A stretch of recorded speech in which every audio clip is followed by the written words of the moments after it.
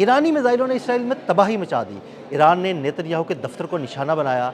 निशाना बनाने के बाद नेतन्याहू कहाँ हैं, उनकी क्या सूरत हाल है? ईरान की जानिब से इसराइल को निशाना बनाए जाने के बाद इसराइल में इस वक्त क्या सूरत हाल है? जंग की ताज़ा सूरत हाल जानने के लिए आमिर रज़ा से बात करते हैं। आमिर भाई, ईरान ने नेतन्याहू के दफ्तर को निशाना बनाया है, उसके बाद सूरत हाल क्या है? देखिए, इस वक्त बहुत खौफनाक सूरत हाल है। अगर आप सिर्फ इसराइल को देखें और इसराइली मीडिया को देखें तो आपको समझ आएगी कि इस वक्त ईरान ने किस तरह से इनके आयरन डूम की धज्जियाँ बखेर दी हैं। यानी ये कह देना चाहिए कि अब आयरन डूम ईरान के लिए कोई ऐसा हिफाजती दरवाज़ा नहीं रहा जिससे इसराइल बच सके। ये वैसे ही है जैसे खैबर में हज़रत मौला अली ने जो है उनका दरवाज़ा तोड़ दिया था, जो टूटने का नहीं था। ये आयरन डूम समझे कि खैबर शिकन ने ही तोड़ दिया, और ये खैबर शिकन मिसाइल जो है इसी के ज़रिए इसको तोड़ा गया। और जो है कम्प्लेक्स है, सरकारी कम्प्लेक्स, उसमें नेतन्याहू के दफ्तर को निशाना बनाया गया। 2 दफातर निशाना बने हैं, एक दफ्तर निशाना बना है और एक उनके एयर चीफ का घर निशाना बना है।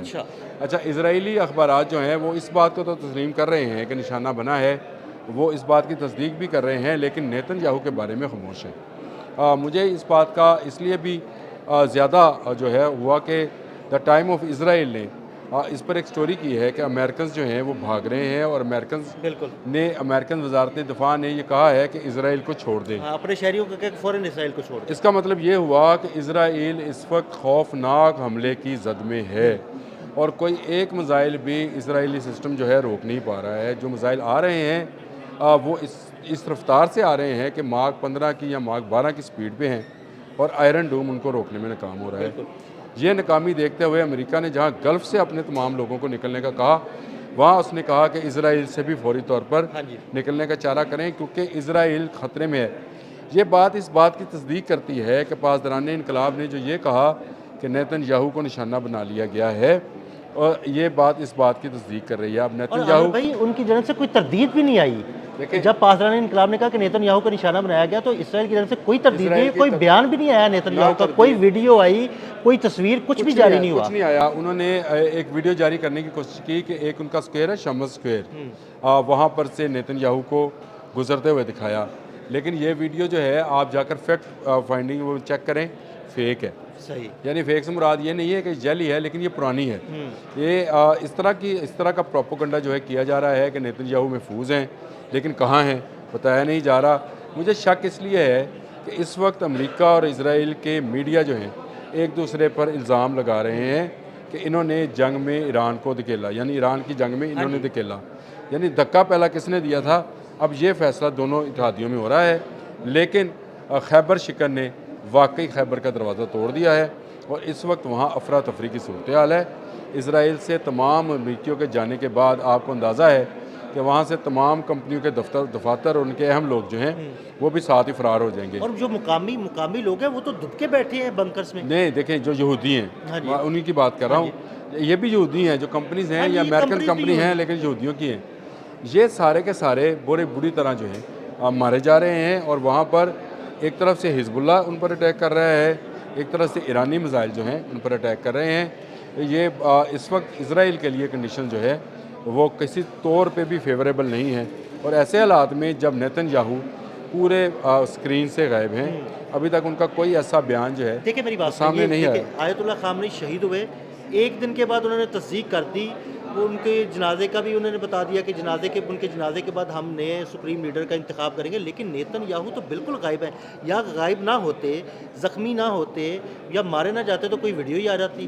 तो इस बारे में बहुत सारी जो है ना वो बातें इस तरह के रूमर्स, अब ये भी रूमर ही है कि अमेरिका फरार हो गए। बिल्कुल, ये रूमर है। और ये तो अगर अमेरिका फरार हुए तो वहाँ से जाके कोई बयान जारी कर दें। अगर रूमर्स हैं, सिर्फ रूमर्स में ये इसी पे आ जाते हैं कि ये सिर्फ रूमर्स हैं, तो नेतन्याहू तो को मंजर आम पर आना चाहिए। देखें, इस वक्त उसकी आवाम दुबकी बैठी है, ईरानी मिसाइलों की जद में है, जिसको तमाम तर दावों के बावजूद अभी तक रोक नहीं पाए हैं। ठीक है कि इस वक्त ईरान के ऊपर भी मिसाइलों की बारिश हो रही है, इस पर कोई इनकार नहीं है, और वो कौम जो है वो बहुत ही जुर्रत और हौसलामंदी के साथ इन मिसाइलों का सामना कर रही है। लेकिन इसराइल में सूरत हाल, इसराइल एक छोटा मुल्क है, और उसमें इस तरह मिसाइलों का गिरना, और यहूदी सिरे से ही डरपोक लोग हैं। ये इतने डरपोक हैं कि ये कभी जंग में सामने नहीं आते हैं। पहली मरतबा सामने आए हैं, और पहली मरतबा भी इन्हें मुँह की खानी पड़ी है, क्योंकि ईरान का मुकाबला करना इसराइल के बस की बात नहीं। इसीलिए इन अब तो दोनों मुझे में लगता है कि अमेरिका के बस की बात भी नहीं थी, क्योंकि जिस तरह देखें, अगर ईरान ने अगर हमले किए हैं, American embassy, American basis, American ships, कोई चीज़ नहीं बच रही। देखें, जहाँ जहाँ जहाँ ईरान का बस चल रहा है वहाँ वहाँ हमले कर रहा है और टारगेटेड कर रहा है। और अमेरिका कोई या ऐसा इसराइल बात उसे नहीं। रोकने में नाकाम है। और ये बड़ी बात है कि एक सुपर पावर जो है वो इस तरह से नाकाम हो रही है कि वो अपने परवरदा इजराइल को भी बचाने में कामयाब नहीं हो सकी, और उसके अपने जहाज़, 3 जहाज़ एक ही दिन में किसी एयरफोर्स के 3 जहाज़ों का गिर जाना, बहुत जिस बड़ी पर बात है। सेंटकॉम ने कहा कि ये तो फ्रेंडली फायर था। वो मैंने उसका वैसे कच्चा छोटा हाँ इससे जी, पहले जो एक व्लॉग में किया हमने है कचरा जड़ा खोला उसका। खोला है उसका, कि वो क्या है, वो कोई फ्रेंडली फायर नहीं है। ईरान ने जिस तकनीक का मुजाहरा किया है, इनको अंदाज़ा नहीं था कि अब जो वॉर है वो सिर्फ अमली जंग में, यानी बिल्कुल, वो सिर्फ बारूद और मिसाइल मिसाइल से मारने नहीं की है, जंग नहीं है, वो या तो आपके इंटरसेप्टर्स जो हैं वो नहीं है। बिल्कुल। ये एक बड़ा अगर इसको पर्सपेक्टिव में देखा जाए या बड़े कैनवस के अंदर देखा जाए, तो अब इलेक्ट्रॉनिक वॉरफेयर जो है वो दूसरी जंग से ज़्यादा अहम होती चली जा रही है।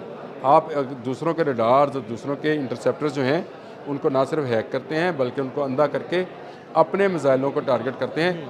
ये दूसरा मौका है कि इसराइल के अंदर अहम सरकारी इमारतों को निशाना बनाया गया है। देखिए, पहले वज़ारत उनका दिफ़ा की इमारत को निशाना बनाया वज़ारत गया है दिफ़ा की परसों। इमारत को तिल अबे में निशाना बनाया गया, फिर उसके बाद कमांड एंड कंट्रोल सेंटर जो कि एक कम्प्लेक्स के अंदर मौजूद था, उसे निशाना उसका बनाया गया। डिफेंस कम्प्लेक्स है, उसके अंदर मौजूद था, उसको निशाना बनाया गया। और अब सरकारी कम्प्लेक्स को निशाना बनाया गया और नेतन्याहू के दफ्तर को निशाना बनाया गया।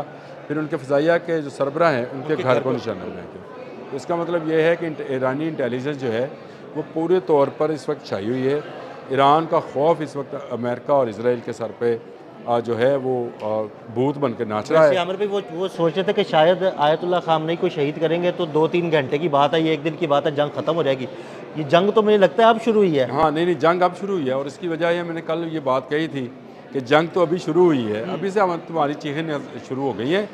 अभी तो बहुत सारे मामला से गुजरना है। देखें, वियतनाम जैसा कमज़ोर मुल्क अगर पूरे अमेरिका का मुकाबला कर सकता है, अफ़गानिस्तान जैसे लोग जो हैं वो आपकी दौड़ें लगवा सकते हैं, तो ये तो ईरान है जो हर किस्म की ड्रोन और हर किस्म की मिसाइल टेक्नोलॉजी रखता बिल्कुल है। ऐसे ही है। उसका बैलिस्टिक मिसाइल प्रोग्राम इस खत्ते का बेहतरीन बैलिस्टिक मिसाइल प्रोग्राम है, और एक के बाद एक सरप्राइज़ बॉक्स वो खोलता जा रहा था।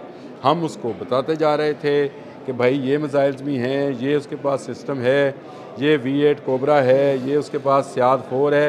ये सारे अगर आप व्लॉग पुराने हमारे खोल के देखें, हाँ जी। तो एक एक चीज़ पर हमने ये तबसरा किया हुआ बिल्कुल था ऐसे कि इसराइल इनको रोकने में नाकाम रहेगा, लेकिन इजरायली इंटेलिजेंस उसको ये अपने कमांड को ये बताने में नाकाम रही कि ईरान के वार को रोकना जो है वो मुश्किल नहीं, नामुमकिन है। बिल्कुल ऐसे। ये वजह है कि जिसकी वजह से अब नेतन्याहू जो हैं वो फरार हैं, मफरूर हैं। कहाँ हैं? अमेरिका चले गए, शिफ्ट हो गए, कोई तकरीर, कोई उनका अवाम पब्लिक में अभी तक आना कुछ नहीं सामने। अभी तक कुछ सामने नहीं आया। और इस वक्त की अफरा तफरी की सूरत हाल ये है कि अमेरिका भी अपने अमेरिकन्स को कह रहा है कि इसराइल छोड़कर चले जाएं। इसका मतलब ये है कि ईरान से बड़ा ख़तरा इसराइल को पैदा होगा। बहुत शुक्रिया आमिर भाई। आमिर भाई ने तातरीन सूरत हाल से आपको आगाह किया। अदील अहमद और आमिर रज़ा को इजाज़त दीजिएगा। अल्लाह हाफ़िज़।